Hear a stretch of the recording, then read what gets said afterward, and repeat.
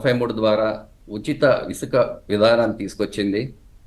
ఇది ప్రస్తుతము మనకున్న నిల్వలు ఏదైతే ఇప్పుడు ప్రభుత్వం చెప్తున్నటువంటి సుమారుగా 45 లక్షల టన్నులు ఇసుక అవైలబిలిటీ ఉందన్నారు రీచ్ల్లో.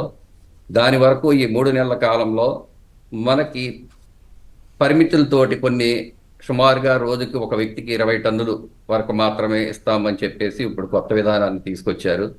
ఇది ఈ 3 నెలల కాలం వరకే ఉంటుందన్నారు.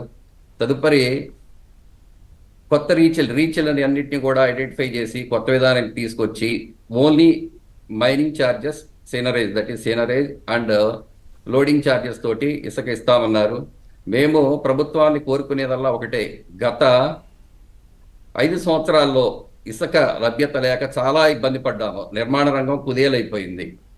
2000 సుమారుగా మనం గత 10 సంవత్సరాల నుంచి ఆ కాలంలో చూసినట్లయితే 2014 నుంచి 16 వరకు ఇసుక లభ్యత తగ్గింది. అప్పుడు ఎన్జిటి వాళ్ళ నిబంధనలు, సుప్రీంకోర్టు వారి యొక్క నిబంధనలతోటిగా వాళ్ళ యొక్క తీర్పులతోటి ఇసుక తవ్వకాలు కొంత తగ్గింది. దానివలన కృత్రిమంగా రేట్లు కూడా పెరిగినాయి 2014-16.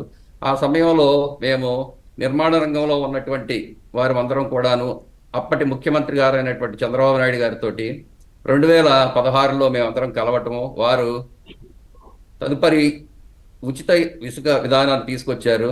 దానివల్ల 2016 నుంచి 19 వరకు కూడా మాకు ఇసుక లభ్యత అనేది ఏర్పడింది.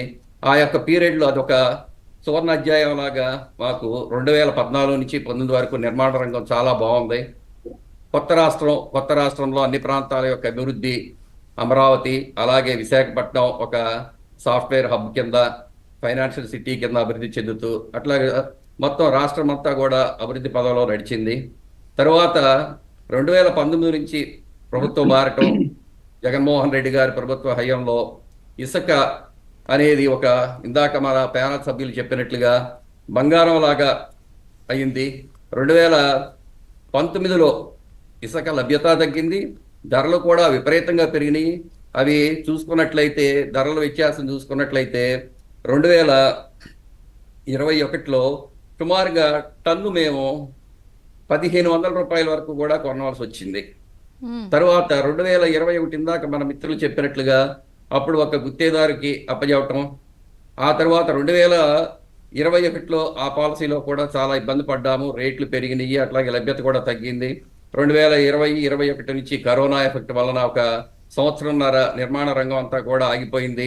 2020లో జరిగినటువంటి ఈ విధ్వంసం వలన చాలా మంది కార్మికులు, దినసరి కూలీలు, అలాగే మరి నైపుణ్యం కలిగినటువంటి కార్మికులు కూడాను వలసలు వెళ్ళిపోవటం, ఈ రాష్ట్రాన్ని వదిలిపెట్టి వెళ్ళి వారి ఉపాధి కోసం వేరే రాష్ట్రాలకు వెళ్ళిపోవటము, ఇక్కడ ఉపాధి లేక ఇబ్బంది పడినటువంటి వాళ్ళు, ఇందాక మన మిత్రులు చెప్పినట్లుగా ఆత్మహత్యలు చేస్తున్నటువంటి కార్మికులు, ఇవన్నీ కూడా మనం చూసాం. దానివల్ల నిర్మాణ రంగం చాలా ఇబ్బందులు. ఇలాంటి ప్రాబ్లమ్స్ ఉన్నప్పుడు ఎప్పుడు జగన్ గారిని ఆ రోజు ముఖ్యమంత్రిగా ఉన్నప్పుడు మీరు రిప్రజెంటేషన్ ఇవ్వలేదా?